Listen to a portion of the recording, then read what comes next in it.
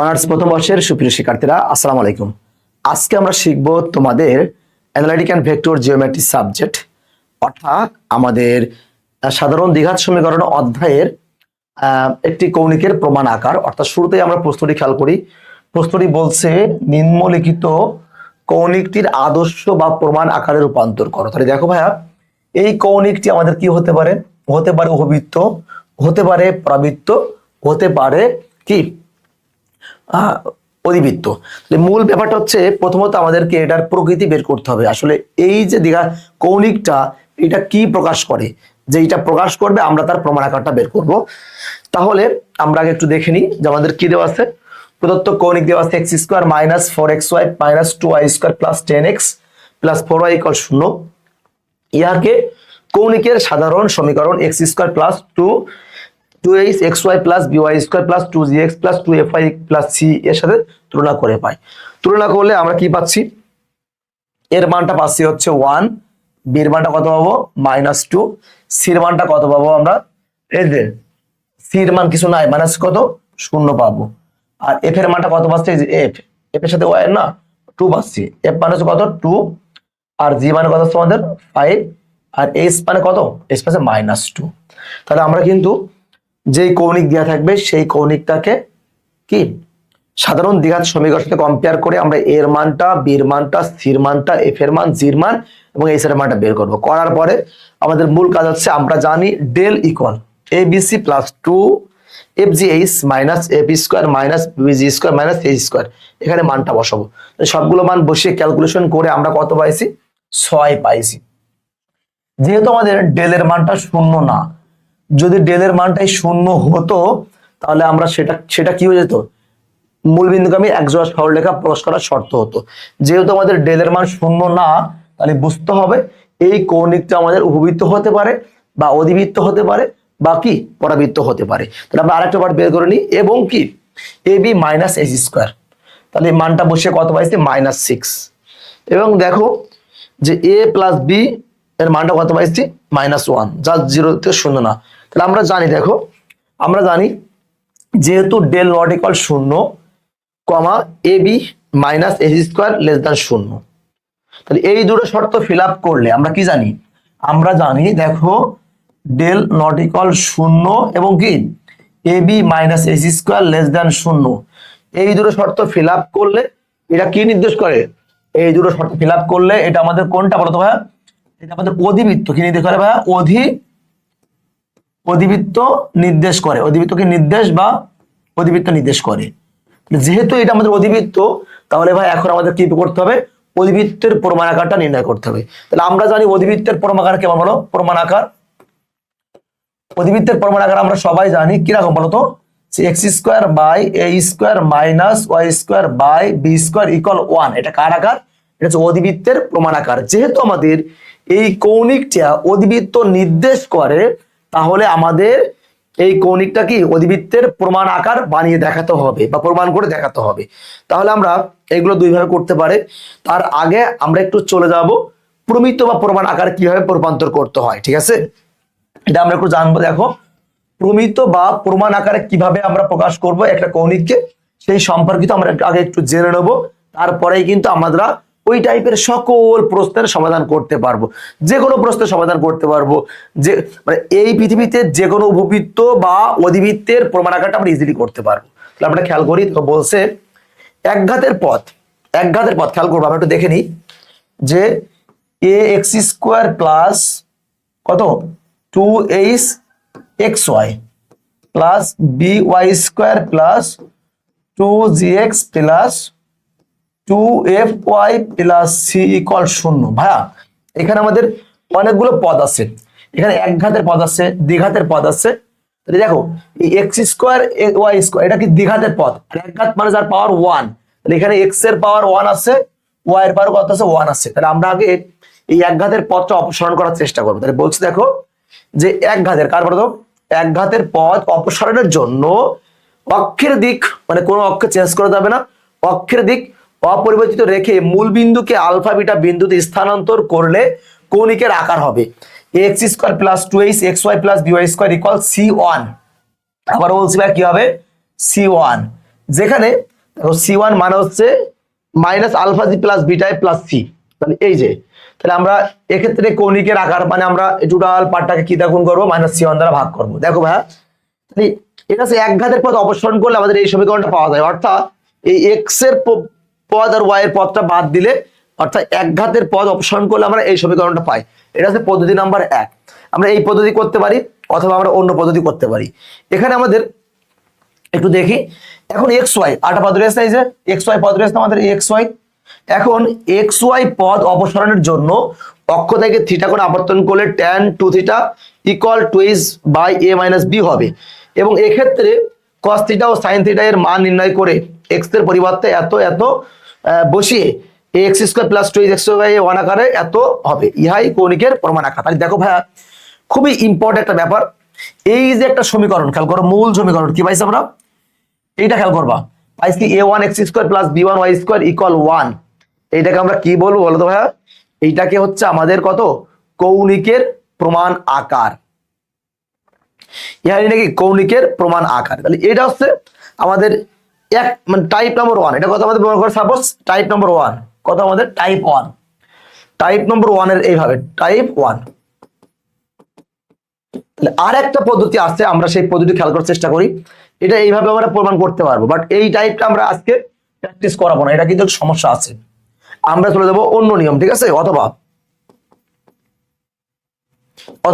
খেয়াল করতে হবে এই এক্স ওয়াই পদ থেকে কিন্তু এই পর্যন্ত যা ছিল তাই, সমস্যা নেই। বলছে এক্স ওয়াই পদ অপসারণের বিকল্প পদ্ধতি। কার ভাইয়া? এই যে এক্স ওয়াই পদ অপসারণের বিকল্প পদ্ধতি খেয়াল করতে হবে। এক্স ওয়াই পদ অপসারণের জন্য এই যে একটা সমীকরণ পাচ্ছিলাম মনে আছে, এক্স কমা ওয়াই পদ অপসারণ করে, অপসারণের জন্য x² + 2xy + by² = 1 সমীকরণকে a1x² + b1y² = c1 আকারে লেখা যায়। কারণ ভাইয়া, এই সমীকরণকে কোন আকারে লেখা যাবে, a1x² + b1y² + কত, c1 আকারে লেখা যায়। এটাকে আমরা মূল সমীকরণ থেকে ক্যালকুলেশন করতে পারবো, যেখানে a1 + b1 - a + b এবং a1 × b1 - ab - ac² হবে, অর্থাৎ অচ্যুত রাশির উপপাদ্য অধ্যায় 1। এখানে আরো একটা মূল ব্যাপার আছে, দেখো আমরা অঙ্কের মধ্যে প্রবেশ করলে বুঝতে পারবো। তাহলে আমরা যেই নিয়মটা দিয়ে অ্যাপ্লাই করবো, সেখানে আমাদের প্রমাণ আকারে মূল সূত্র আমরা কি মনে রাখবো, a1x² + b1y² = c1। এটা কার? পরাবৃত্ত অধিবৃত্ত বা অভিবৃত্তের প্রমাণ আকারের মূল ফর্মুলা। তাহলে দেখো ভাইয়ারা, যেহেতু এটাকে আমাদের হাইপারবোলা বা অধিবৃত্ত নির্দেশ করে, খেয়াল করতে হবে। দেখো, এখন অক্ষদ্বয়ের দিক অপরিবর্তিত রেখে মূল বিন্দুকে হাইপারবোলার কেন্দ্রে, খেয়াল করবা, কেন্দ্র ওই যে পড়ে আসছিলাম, কেন্দ্রে স্থানান্তর করলে কি সমীকরণটির আকার হবে। একটু খেয়াল করো ভাইয়া, আমরা কিন্তু এখানে যে সমীকরণ শিখছিলাম, একটু খেয়াল করে দেখো, মনে করাই দিই। আমরা কি শিখেছিলাম বলতো? শিখেছিলাম কি ax² প্লাস দেখো 2hxy প্লাস কত by² প্লাস আমাদের ছিল কিন্তু কত, c1 ছিল, তাই না, ইকুয়াল 0। আমরা সব সময়ের জন্য এই c1, আবার বলছি প্রত্যেকটা ম্যাথের জন্য সেম অ্যাপ্লাই করবা। এই c1টা না বলে তোমরা এখানে কি নিবা, দেখো ডেল বাই কত ab - ac²। আমাদের কিন্তু দুই ধরনের নিয়ম আছে। তাহলে আমরা প্রত্যেকটা উপবৃত্তের এবং অধিবৃত্তের প্রমাণ আকারের ক্ষেত্রে আমরা সেম কথাটা কি লিখবো, এই যে মূল যে সমীকরণটা ভাই দেয়া থাকবে, এই মূল সমীকরণ থেকে আমরা প্রথম পর্যায়ে এই যে একঘাত পদ বাদ দেব, দিয়ে আমরা কি লিখবো, বাকি অংশটুকু প্লাস কি ডেল বাই ab - ac²। তাহলে খেয়াল করো কি বলেছি আমরা, x² - 4xy - 2y² plus c1 এর পরিবর্তে আমরা কি লিখবো, ডেল বাই ab - ac²। তাহলে ভাইয়া, এখানে আমাদের যেই মানটা লাগবে, কার মানটা বলতো, এই যে ডেলের মান। তাহলে আমরা ডেলের মানটা কত পাইছিলাম ভাইয়া, ডেলের মানটা আমরা পেয়েছিলাম কত 6, আর ab - ac² এর মানটা আমরা কত পাইছিলাম বলতো, -6। তাহলে 6 বাই -6 মানে কত হচ্ছে, কাটলে 1 হয়, তাহলে -1 হয়। তাহলে প্রিয় ভাই বোনেরা, অবশ্যই মনে রাখতে হবে, এই অধিবৃত্ত হোক বা অভিবৃত্ত হোক, এই টাইপের তোমরা যেই প্রশ্নেরই প্রমাণ আকার করো না কেন, তোমাদের কোন কাজটা মনে রাখতে হবে, আবারও বলছি কোন কাজটা, জাস্ট এখান থেকে একঘাত পদ অপসারণ করলে কি থাকবে, দ্বিঘাতটা থাকবে এক্স ওয়াই এর পদটা থাকবে আর কি দ্বিঘাত রয়েছে, আর পাশে কি হবে C1 হবে, তাহলে C1 মানে কি del by a b minus a c square, তাহলে আমরা সেই মানটা পেয়ে গেছি। তাহলে এই যে একটা সমীকরণ পাইছি ভাই খেয়াল করতে হবে, এরপরে স্টেপ কি ছিল, আমরা এক্স ওয়াই পদটা অপসারণ করব, তাই না? তাহলে আমরা দেখো বলতে পারি এখন অক্ষতায়কে 1/2 tan inverse 2h by a minus b কোণে আবর্তন করে 2 হতে, মানে আমরা এই যে এই সমীকরণটা পাবো, খেয়াল করবো কোনটা, এই 2 হতে xy কোন পদ আমাদের দেখো তো ভাইয়া, যে xy পদ অপসারণ করলে উহার পরিবর্তিত আকার হবে, ঠিক আছে, অপসারণ করলে। তাহলে অপসারণ করলে আমাদের পরিবর্তিত আকার কি হয় আমরা তো সবাই জানি, তাই না? কি হচ্ছে x square plus by square minus 1, কারণ দেখো আমরা একটু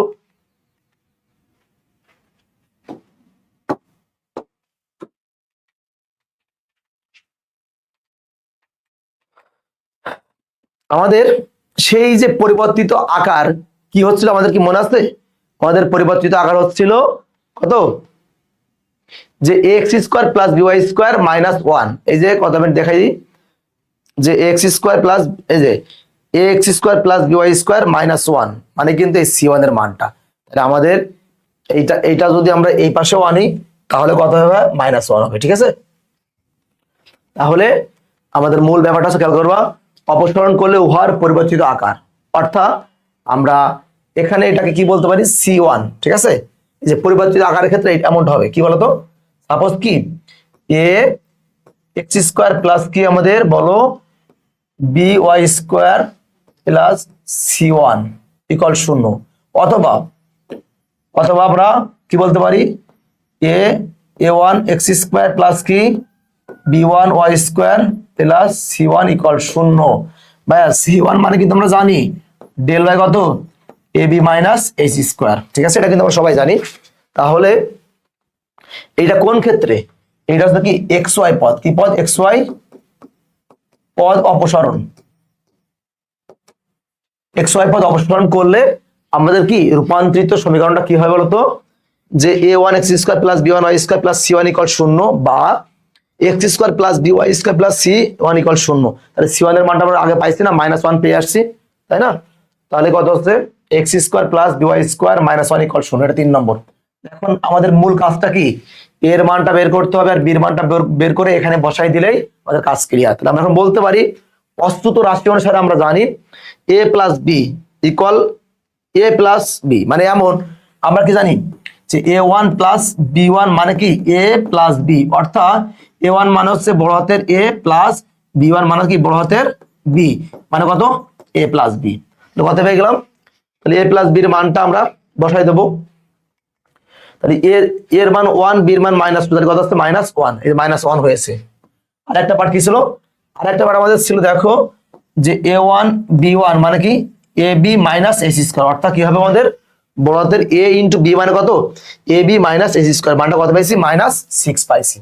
তাহলে এখন আমাদের স্পেসিফিক ভাবে কার মান লাগবে, স্পেসিফিক ভাবে এর মান লাগবে বির মান লাগবে, অর্থাৎ সমাধান করতে হবে। তাহলে সমাধান করতে হলে এখানে আমরা পেয়েছি a প্লাস বি, তাহলে আমাদের আরো একটা মান জানা দরকার, সেটা কার মান জানা দরকার a minus b whole square. তাহলে আমরা দেখো জানি a মাইনাস বি মানে কি জানি বলো, আমরা জানি a minus b whole square মানে কত a প্লাস বি, কত আমরা জানি a plus b whole square minus কি 4ab, অর্থাৎ a মাইনাস বি মানে কি লেখা যাবে root over a plus b whole square minus 4ab।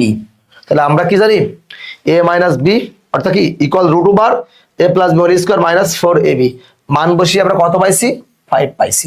তাহলে এখন আমরা কি a প্লাস বি মানে পাইছি -1 আর a মাইনাস বি মান কত পাইছি 5, তাহলে এই দুইটা সমাধান করলে আমাদের এর মানটা কত হবে, এর মানটা হচ্ছে 2 আর বি এর মানটা কত হচ্ছে -3।